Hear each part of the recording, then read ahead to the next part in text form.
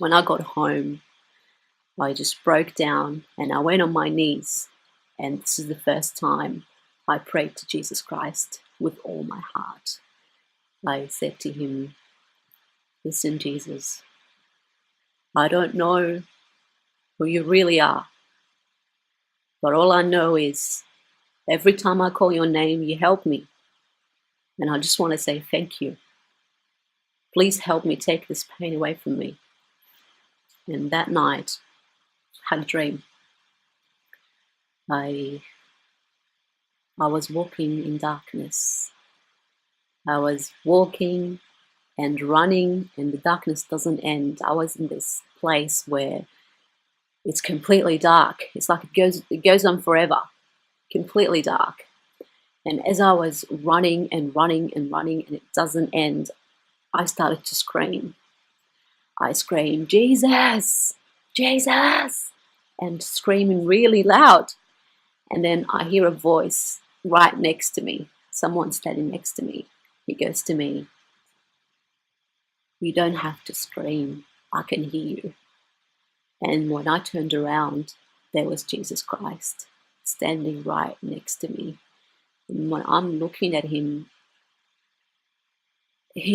when you're in front of him, when you're in his presence, this magisterial authority he's got, I can't explain it in words. There's this authority, this majesty, this power standing next to me, and he's looking at me, and he says to me, no need for screaming. Even if you call me in your heart, I'll be there. And he takes my hand and takes me out of that darkness. He takes me into this place where I can't explain what it feels to be in that place. There was just amazing lights that I had to cover my eyes and put my hand on my face because I couldn't see anything from the brightness. And then when I woke up, I was in a state of awe. I was completely shocked. There is this beautiful thing when you see Jesus Christ, there's that amazing love you feel coming out of him. You know he loves you. It's like he tells you, I love you. You just feel it. And at the same time, he is so powerful. He is, I can't explain it in words. And when I had that dream, I knew that in my heart that God cares for me, but I didn't understand why. I saw Jesus. I mean, he's not just a prophet. He's not just a man. He looks like a man, but he's not a man. He is the Almighty. I can't put it in words. And 2 days after I had my vision of Jesus Christ, my father called me. My father was overseas on holidays. He came back and I got a phone call from him. And Dad spoke to me on the phone, and at that point I knew I wanted to belong to Jesus. I wanted to walk away from everything, and he is my Lord. And I spoke to my dad on the phone, and I was really, really scared. I didn't know how to word it. I didn't know how to tell him, and without him getting really angry at me. So I didn't know even what they do at church. I didn't know much about Christianity. All I said to my dad was, Dad, I went to church because it's Easter and because I wanted to give chocolate. Because I assumed that people would give chocolate. It's Easter. And my dad is very, very smart. He said to me, listen, darling, I know you've become Christian. It's okay. I love you. No matter what you do, you're my daughter. And I love you with all my heart, and I'll support you all the way. And then he sobbed. He was crying on the phone. And he said to me, I just want to see you, my sweetheart. Please, come over my place. Let's catch up. I want to see you. I want to hug you. And my heart broke. And I said to him, okay, Dad, I will come and see you soon.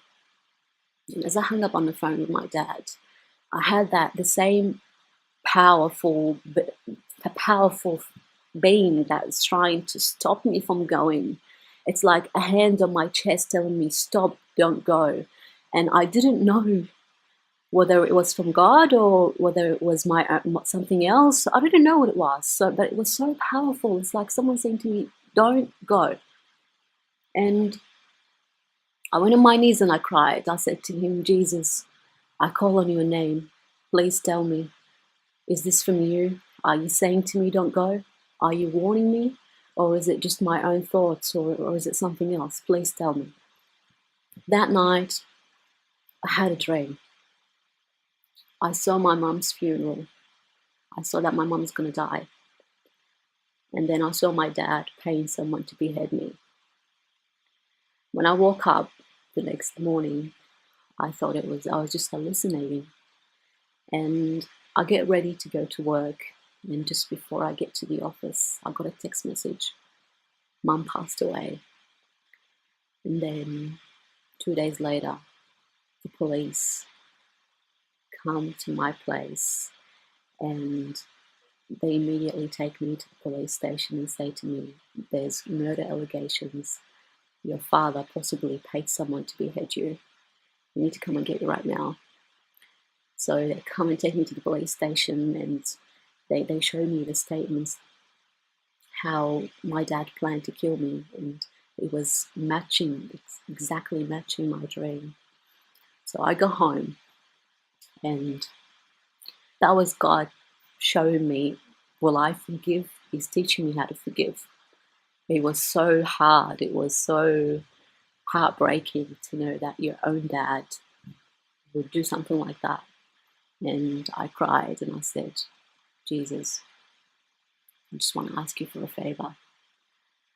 I don't care if you're going to kill me because I believe in you. I don't care, because I know you are the real deal and I know how much you love me. I just want to ask you for a favor. Can you please change?"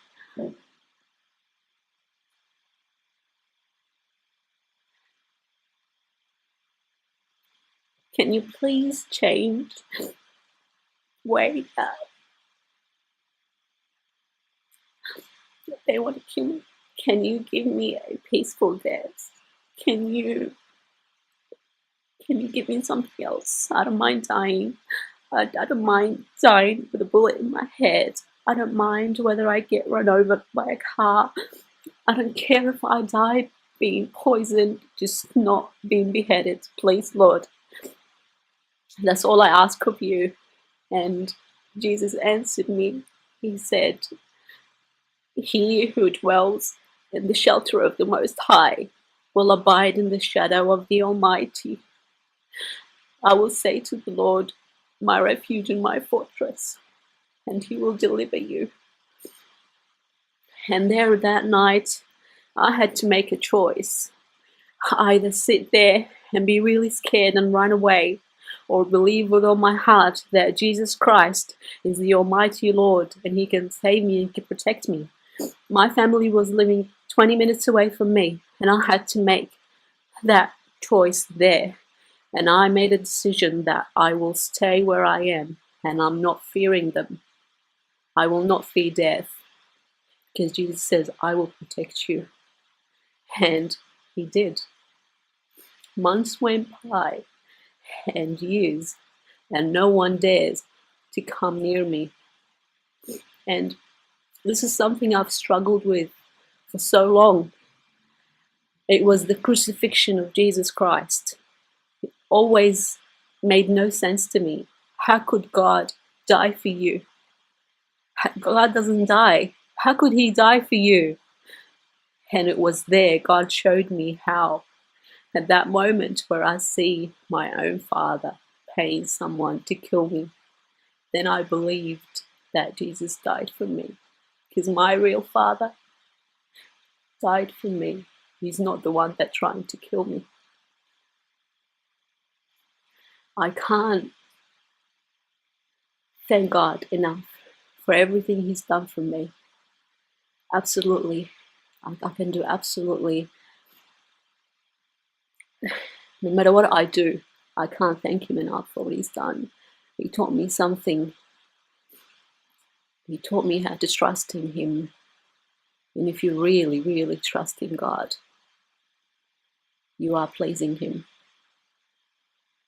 And no matter who you are, no matter where you're from, no matter how bad you've done in the past, the moment you call on Jesus Christ, He's there. And He doesn't care about how bad, how much sins you've had, or how bad or what kind of person you are. The moment you turn to Him and say, Jesus, help me, He is faithful and He will help you. I pray that God bless you all, and I pray each and every one of you experience the love of the living God, because it's the best thing ever. God bless you all. And then one day I was like, when I was reading, I was still doing the math a little bit, and I was just reading through it, and I just felt this presence like wrap around me and pour into my soul. It was just like, it was from another realm. It wasn't from here. It's from the invisible God came in and touched my heart, and it was the most beautiful feeling. You're like, I'm a metalhead, like, you know, but I'm not ashamed to say it was the most beautiful feeling I ever felt in my life, and it was so impactful, life-changing.